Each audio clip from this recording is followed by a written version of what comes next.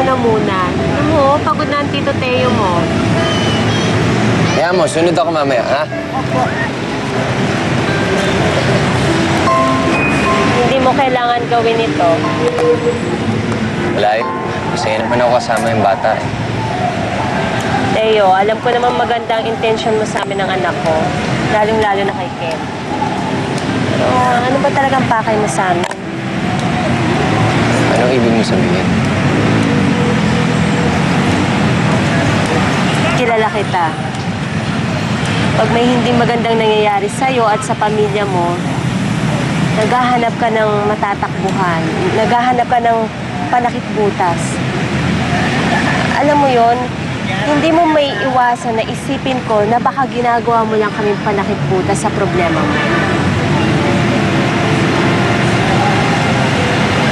Hindi ba hinahanap ang totoong ama niya? Minsan. Pero okay lang. Lumaki naman yung bata na walang ama eh. Kaya ko naman siyang buhayin at palakihin ng ako lang mag-isa. Hindi ko kailangan ng isang tao para tumayong ama sa kanya. Handa naman akong alagaan siya. Kayong dalawa. Hindi, Teo.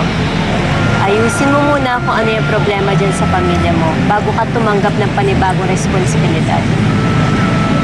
Alam ko minsan naghahanap ka ng atensyon ng isang pamilya, pagmamahal ng isang pamilya. Nandito lang kami dalawa ni Ken. Pati na si Cho, anytime. Pero sa tingin ko, mas makakabuting bumalik ka muna din sa pamilya mo. Dahil mas kailangan ka nila. Gardo, tama ba itong gagawin mo? Tumawag kaya tayo ng mga pulis. Hindi, wag na. Baka makagulo pa eh. Sabi kasi, wag na magsaba ng mga pulis. Teka, tawagan ko si Kuya Tek. Kailangan niya malaman to. Pare.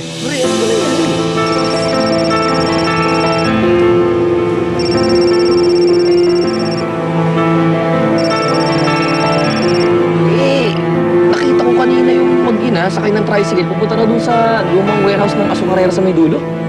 Lubang warehouse? Oo, yung lumang tambakan ng aning tubo. Hindi, doon tayo papunta ngayon. Ano? Sabi ni Leona kasi, doon papunta yung mga kidnappers.